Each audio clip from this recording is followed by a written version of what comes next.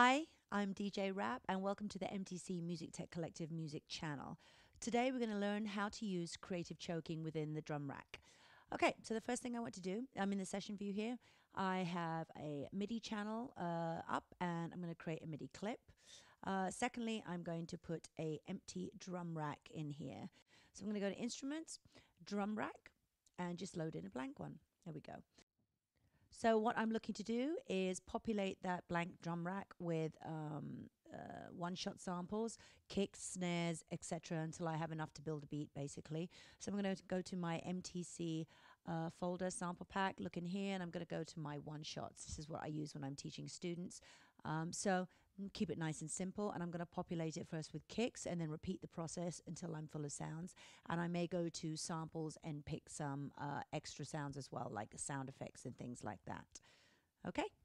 And you'll see here it tells you where to put the snares and where to put the kicks. And the reason you want to keep everything roughly in the same place, well, try to keep it exactly in the same place, is that when you're swapping and hot swapping kits, you can automatically just swap them and they will fall into the right cell. So if you're hot swapping kicks, the kicks will just be replaced here, and that's what you want.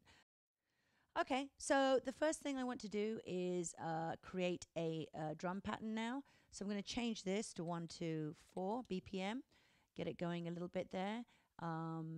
And what I'm going to do is start programming a beat. I'm going to hit B for my quick pencil. And what I want to do is just start programming. So this is a bar long here. And we want to drop a beat. It's 16th, 1/16th the grid. We want to drop a beat on every quarter note.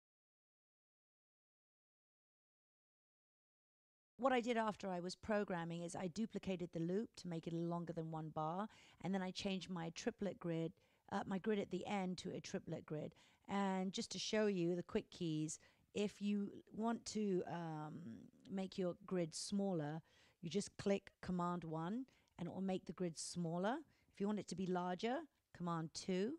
And if you want it to be triplet, it's Command 3. If you don't want it to be triplet, you just turn off, you just go Command 3 again.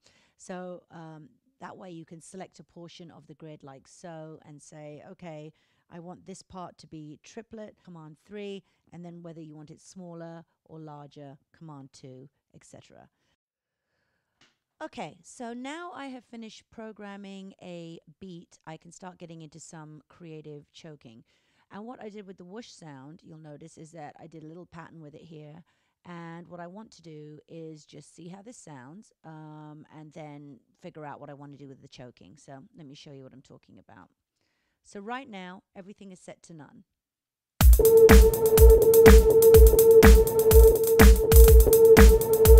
And that whoosh sound, which is kind of annoying and nondescript, is just playing its sound as it does, right?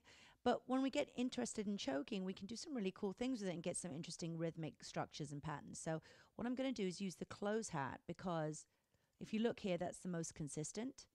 So I think I could do something cool with that and have it cancel out parts of the whoosh effect. That's in effect what's happening. It's canceling out. Every time the hat plays, it cancels out the whoosh. So that's what I want. Okay, so I'm going to go back in here and let's set this choke.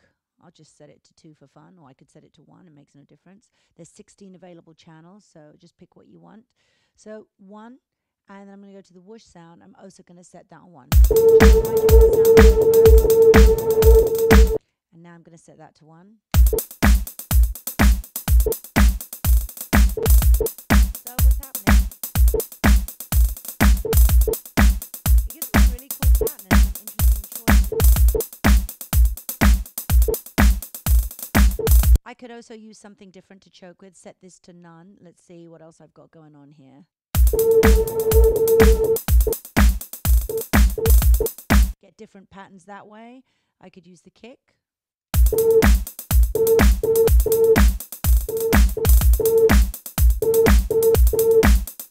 So that's cool too.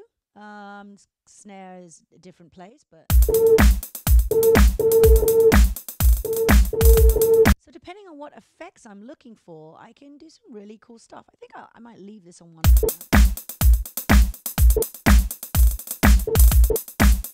Of course, once you're happy with what you've got, you can start to add sends, returns, and that's another video where we'll get into individual sends and returns on the drum rack. Anyway, hope you enjoyed this video. We'll see you next time. Don't forget to subscribe to the channel and like us on social media, would you? All right, have a wonderful time. Love and bass. Keep being creative.